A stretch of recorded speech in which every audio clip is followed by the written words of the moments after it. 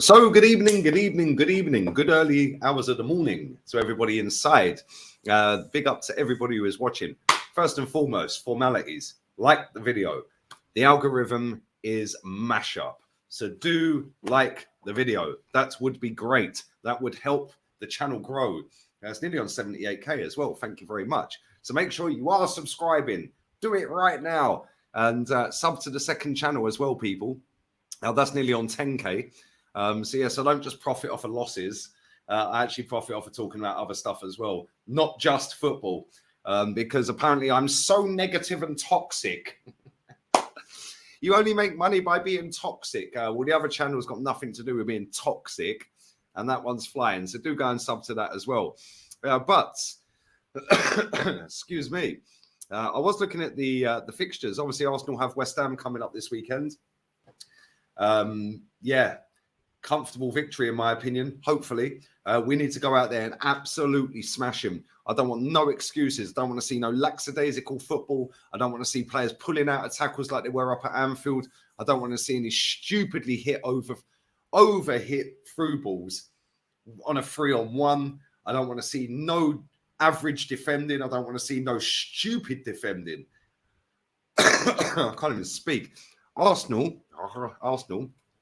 need to absolutely wipe the floor with West Ham.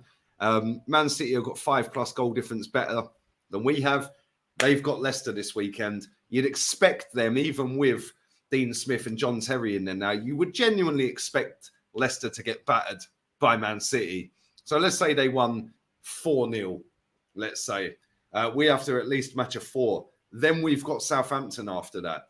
Man City don't have another league game until they play us. They only have Leicester. So we need to go and rack up the goal difference against West Ham and against Southampton before we go into that Man City game.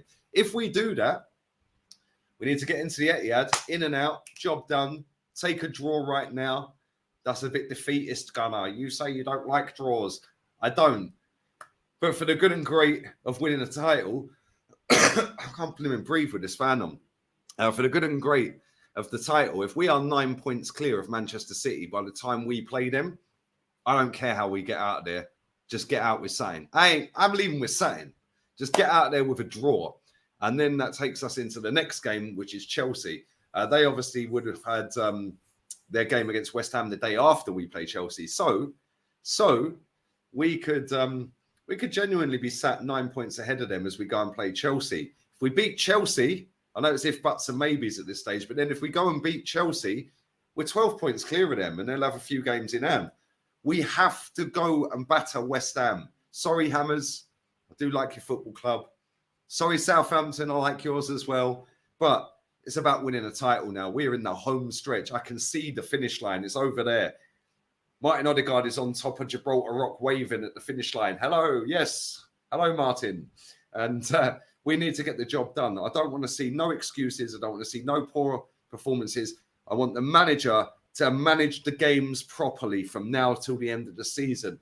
Don't want to see no stupid substitutions like Kivior on for Odegaard. If you're going to take Odegaard off and you want to shore up a game a little bit, we'll bring Jorginho on. This is why we signed the guy. We signed him for his experience. All these people kept telling me, experienced. Well, there you go then. Why didn't we bring him on in the most biggest game of the season, which was up at Anfield? We should have been using him in that game, not bringing on a kid that we've signed and only his second appearance in the league after 4 minutes against Palace. That made no sense to me whatsoever. I don't want to see these stupid mistakes happening again. We need to get through this period. And hopefully, at the end of the season, we're sitting here going, oh, you can breathe. I currently can't.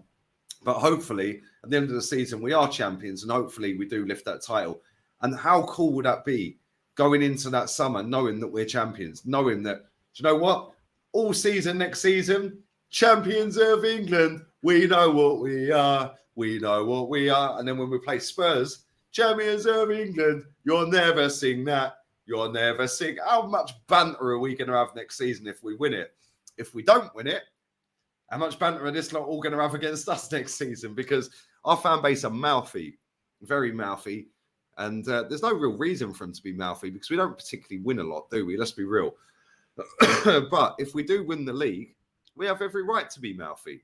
Champions, champions, champions, champions. So yeah, we have to go into these games now with that mindset of get the job done by hook or by crook. Let's not be flash. Let's not do anything stupid. Let's not go chasing a game when we're 2-0 up. Just manage the game out. We're 2-0 up. Don't try and get a third, but don't also sit all the way back on the edge of your box and invite pressure like we did at Anfield. Find the middle ground. Find tempo. Keep the ball. Just play the ball. Possession base. Make them chase shadows. Play cute little decent passes. This is what we've got to do. I don't want to see no idiot defending from Zinchenko. Me personally, I'd drop him. Teach him a lesson. Martinelli, I'd drop him. You can't play a 20-yard straight pass, mate. Like, I love Martinelli to bits, but come on. You got to teach these people a lesson and say, yo, this is the business end of the season. There ain't no passengers here, mate. Because he could have passed that to Trossard or he could have passed it to Saka. And when he passed it to Saka, he overhit it. If he had put that pass properly, Saka could have squared it to Trossard, who had the run on the defender. I think it was Kanate. Or he could have rounded the keeper and scored himself. We then wheel away with our shirts like, woohoo, we got out of Anfield with a win. Still 8 points clear. And we'd have a little bit less, pressure on us. Instead, I wouldn't say we bottled it, but the manager cocked that game up. Zinchenko messed up and Martinelli messed up. Weren't good enough. Ben White messed up at the back stick. I wouldn't say we bottled it. It was just piss poor. And I don't want to see or be sitting there saying that again from now to the end of the season. Yes, there's going to be ups and downs, twists and turns, smiles and frowns and all of that. But at the same time, we have to get this league done. We have thrown away 3 cup competitions for this title. So let's go and win the title now. I don't want to hear any football fan that supports this football club sitting there making an excuse if we don't win it. Yeah, there is no excuse if we don't win it. We threw away 3 cups to win this cup, win this league. So now go and win it then. Get it done. Finito. Hold the trophy. Yes, we're champions. Yay, happy days. Instead, I know what's going to happen. There's going to be excuse, young squad, young manager. No. Let's not even think about that. We've got fans sitting there, genuinely sitting there going, well, even if we finish second, it's a good season. No, it ain't. You didn't win anything. Now, where's this? Get this loser mentality out of the football club and let's move forward as a big club. We are a massive football club. These legends weren't sitting there going, well, it'd be great if we finished second.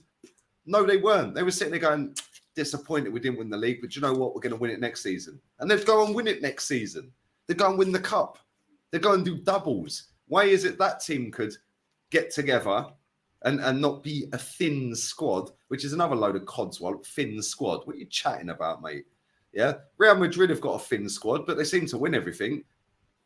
They won again against Chelsea with a thin squad. I can name their starting 11 straight up. Real talk.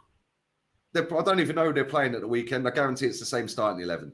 They're not going to win the league. They're 12 points behind, I think, but they'll still play the same starting 11. Camavinga will be at left back. David Alaba at centre back.